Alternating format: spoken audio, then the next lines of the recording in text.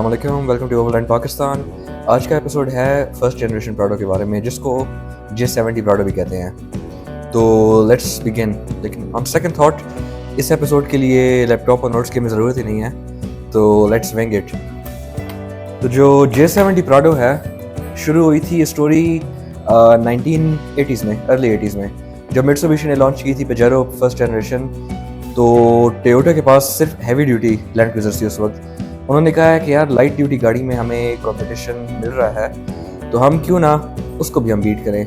तो जब 1984 में J70 लैंड क्रूजर लॉन्च हुई है 70 सीरीज़, तो उसके साथ उन्होंने लाइट ड्यूटी 70 भी लॉन्च किया। मतलब there were two separate wings of the 70 series, एक हैवी ड्यूटी, एक लाइट ड्यूटी। इस पे मैंने वीडियो भी बनाई है लास्ट ईयर, तो वो आप चेक कर सकते हैं। यहाँ पे ऊपर लिंक भी उसकी शेयर हो जाएगी। तो जो हैवी ड्यूटी है तो उस पर लीफ स्प्रिंग्स आगे पीछे, 9.5 इंच डिफरेंशियल्स, 6 सिलेंडर इंजन्स और फुल मतलब लैंड क्रूजर ड्राइव ट्रेन उसकी थी, हैवी ड्यूटी ट्रांसमिशन। जो लाइट ड्यूटी थी तो इसमें front and back coil springs और Hilux drive train, 8 inch differential और 4 सिलेंडर इंजन्स, पेट्रोल और डीजल दोनों। जो इनमें ऑप्शंस थी इंजन्स की वो थी एक 2LT, 2LTE, 3L, 1KZT, 1KZTE और 22R पेट्रोल। तो जो हैवी ड्यूटी 70 थी उसके एक्सटेंडेड फेंडर्स थे आगे। जो ये थी फर्स्ट प्राडो, वो जो गोल लाइटों वाली आती थी, उसके बिल्कुल ऑलमोस्ट फ्लैट फेंडर्स थे आगे। एक्सटेंशन उसकी नहीं थी 40 सीरीज़ की तरह। ये बॉडी में इसके डिफरेंस आ गया है। जो मेन जो डिफरेंस है वो ड्राइव ट्रेन में है। ड्राइव ट्रेन में ये है कि जो इंजन थे वो लाइट ड्यूटी थे, इतने पावरफुल नहीं थे, ज़रा अंडर पावर कंसिडर होते थे। जो ट्रांसमिशन थी पहले 4 स्पीड आती थी, फिर बाद में 5 स्पीड ट्रांसमिशन लॉन्च हुई है। उसको अकोमोडेट करने के लिए रेशोज डिफरेंट थे। जो हैवी ड्यूटी थी उसमें 4.1 रेशो डिफरेंशियल आते थे। जो लाइट ड्यूटी थी उसमें 4.8 रेशो L सीरीज इंजन के साथ और 4.5 आई थिंक पेट्रोल 22R के साथ आती थी। फिर जो आगे 1993 के बाद 1KZ वेरिएंट आए हैं, उनमें 4.3 रेशो आई है। उसको इंजन, ट्रांसमिशन और ओवरऑल जो ड्राइव ट्रेन थी उसको अकोमोडेट करने के लिए। जो 70 सीरीज़ प्राडो है तो इसमें जो डेजिग्नेशन है वो 70, 71, 72 जो है शॉर्ट व्हील बेस, 73, 74 जो है वो मिड व्हील बेस, 77 जो है वो RJ77 पेट्रोल 5 डोर वेरिएंट आते थे, KZJ77 जो बिल्कुल मैकेनिकल 1KZ वाले वेरिएंट थे, मैनुअल ऑटोमेटिक नहीं, mechanical pump, non electronic fuel injection. और जो 78 था तो वो फुल ऑप्शन गाड़ी होती थी, 1KZ 2LTE वाली। जो 79 थी वो भी 5 डोर थी, लेकिन वो 3L के साथ आती थी, जिसको लैंड क्रूजर 2 कहते थे।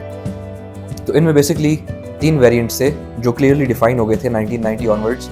एक थी लैंड क्रूजर 2, एक थी टोयोटा लैंड क्रूजर प्राडो और एक थी टोयोटा बंडेरा। तो ये प्राडो जापान में, बंडेरा ऑस्ट्रेलिया में और लैंड क्रूजर 2 यूरोप में। जो मेरी वाली गाड़ी है वीडियोस में देखते हैं वो यूरोपियन वेरिएंट है। तो इनमें नाम के डिफरेंस आते थे और मेनली जो यूरोपियन थी वहाँ पे 3L इंजन यूज़ किया जाता था उन गाड़ियों में, जो 2.8 litre non turbo diesel naturally aspirated, काफ़ी रोबस्ट इंजन है। मैंने खुद यूज़ किया है 13-14 ईयर्स, तो कहीं भी आपको मिड ट्रैक नहीं छोड़ेगा। ऑफ रोड वाइज आप कह रहे हैं तो ऑफ रोड वाइज ये गाड़ियाँ बहुत बेहतरीन है। और एक हैवी ड्यूटी 70 जो है वो उसको आप ड्राइव करें तो आपको हल्की सी थकावट फील होती है और सस्पेंशन उसकी काफ़ी ज़रा अनकम्फर्टेबल है, जो शॉर्ट व्हील बेस है। जो ये गाड़ियाँ हैं इनमें कॉइल स्प्रिंग पहली दफ़ा टोयोटा ने इंट्रोड्यूस कराया है। और जो कंपटीशन था Mitsubishi Pajero, they blew it out of the water. वो मतलब कोई कंपटीशन नहीं था, टोयोटा ने इतने ज़बरदस्त किस्म की गाड़ी। ये मेरा पर्सनल बायस भी हो सकता है, जो पेजेरो वो हैं फैंस हैं, वो अब मेरी बातें उन्हें पसंद नहीं आ रही होंगी, लेकिन फैक्ट्स आर फैक्ट्स। तो इसके अलावा ऑफ रोड में इन गाड़ियों का ये था कि सस्पेंशन कॉइल स्प्रिंग पहली दफ़ा टोयोटा ने लॉन्च की थी, तो फ्लेक्सिबिलिटी जो है आर्टिकुलेशन एक्सल की वो थोड़ी सी लिमिटेड थी इन गाड़ियों में। वो फिर 80 सीरीज़ में जब 4 लिंक सस्पेंशन आई है उन्होंने उसमें इम्प्रूव की है, लेकिन इनमें भी काफ़ी हद तक आप ऑफ रोड केपेबल गाड़ियाँ थी। ये वीडियोस में भी आपको अभी देख रहे होंगे थ्रू आउट और काफ़ी पसंद की जाती हैं।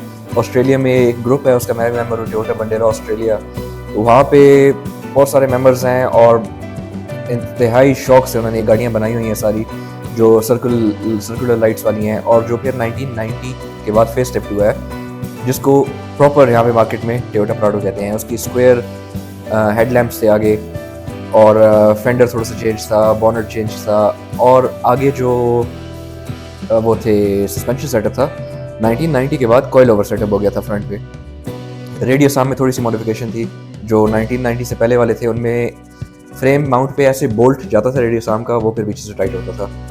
और ये जो 1990 के बाद है तो ये बुशेस हैं, बुशेस के थ्रू 3 बुशेस पर रेडियो साम है, ऐसे बोल्ट उसमें से जाके साइडवेज वो टाइट होता है, तो उसमें आर्टिकुलेशन और कंफर्ट में फ़र्क आया है काफ़ी, और कॉइल ओवर्स के साथ तो बहुत ही ज़्यादा। फिर 1993 में इसमें अगला अपडेट आया है, 1KZ इंजन लॉन्च हुआ है, और इंटीरियर जो है डैशबोर्ड उन्होंने थोड़ा सा अपग्रेड कर लिया था, जो 70 सीरीज़ का आइकॉनिक मेटालिक डैशबोर्ड है वो हटा के। तो पर्सनली मुझे वही पुराना वाला पसंद है, लेकिन ये जो है ये स्लो ट्रांजिशन थी इसकी into a different line called the Toyota Prado, इसलिए कि टोयोटा बिल्कुल ब्रांच ऑफ कर रही थी इसको, एक लाइट ड्यूटी उसमें सेगमेंट में। इसके बाद फिर 90 सीरीज़ आती है, तो वो completely change, independent front suspension, और नेक्स्ट उसमें वीडियो में उसकी बात करेंगे। तो जो इंजन वाइज अगर आप करें तो 22R जो है वो तो पाकिस्तान में ना होने के बराबर है, बहुत ज़्यादा रेयर है, 2.4 लीटर पेट्रोल। और जो 2LT इंजन था तो वो ज़रा नोटोरियस है हेड क्रैकिंग की वजह से, इंजन अंडर पावर्ड था, लोग उसको क्लाइम्स पे ज़्यादा रेस देते थे, उससे उस पर ज़रा स्ट्रेन आता था। जब अंडर पावर्ड इंजन है तो इट्स क्वाइट रीजनेबल, आप उससे ज़रूरत से ज़्यादा पुश करेंगे तो उसको स्ट्रेन उस पर आएगा, तो उसकी वजह से उसके हेड क्रैक होते थे, उसके जो वाटर चैनल्स थे वो ज़रा नैरो थे उसके लिहाज से। उसके बाद जब 2LTE के बाद जब 1KZ लॉन्च किया तो 1KZ में 2 वेरिएंट थे, एक था 1KZT जो कि यूरोप में कॉमन था, आजकल तो 1KZT जो पंप है उसका वो बिल्कुल ना मिलने के बराबर है, और इसलिए लोग हाइब्रिड पंप्स बनाते हैं EFI से जान छुड़ाने के लिए। मैंने भी अपनी प्राडो में हाइब्रिड पंप बनाया हुआ है, 3 पंप्स को मिक्स करके। तो 1KZ की मेन टेंशन यही है कि उसकी वायरिंग के और इलेक्ट्रॉनिक फ्यूल इंजेक्शन के इश्यूज आते हैं, तो मतलब उससे बिल्कुल आपके सर से मतलब एक टेंशन उठा के आपने साइड में फेंक दी है, ना ECU ना वायरिंग, सिंपल 3L वाली रिलायबिलिटी, 1KZ वाली पावर। और जो 1KZTE है जो सबसे ज़्यादा कॉमन है, जो आपको हर जगह पे मिलेगा, वो इलेक्ट्रॉनिक फ्यूल इंजेक्शन वाला 1KZ है, उसका EFI पंप होता है। 1KZ का जो कॉमन इशू है उसका ये है कि ऊपर जो इनडायरेक्ट इंजेक्शन इंजन है तो उसमें अक्सर हॉट स्पॉट क्रिएट हो जाते हैं। अगर इंजेक्टर जो है उसको आप रेगुलरली सर्विस ना करें एवरी 60,000 किलोमीटर्स, तो वो उसमें आगे एक हॉट स्पॉट बनता है, तो वॉल्व के पास एक उसमें मैन्युफैक्चरिंग डिफ़ॉल्ट है, ज़रा पतला सा एरिया है, तो वो क्रैक होता है अक्सर। आप सुनते होंगे 1KZ का हेड क्रैक हो गया है, तो 99% ऑफ द टाइम वो ही स्पॉट उसमें क्रैक हुआ होता है। लेकिन इसका काफ़ी कॉमन एक अवॉइडेंस तरीका है कि आप हर 60,000 किलोमीटर पे इंजेक्टर सर्विस करें, उसके जो कूलिंग सिस्टम है उसको आप हेल्दी रखें, रेडिएटर साफ़ हो, कूलेंट उस पर चलाएँ, तो कभी ज़िंदगी में आपका 1KZ का हेड क्रैक नहीं होगा। और जो मतलब प्राडो की अल्टीमेट फाइनल एडिशन आप कहेंगे, जो फाइनल एवोल्यूशन है उसकी, वो 1KZ इंजन के साथ ही है। तो that was all for the 70 series Prado. I hope you enjoyed this episode and stay tuned for next weekend, उस पर हम करेंगे 90 सीरीज प्राडो इंशाल्लाह।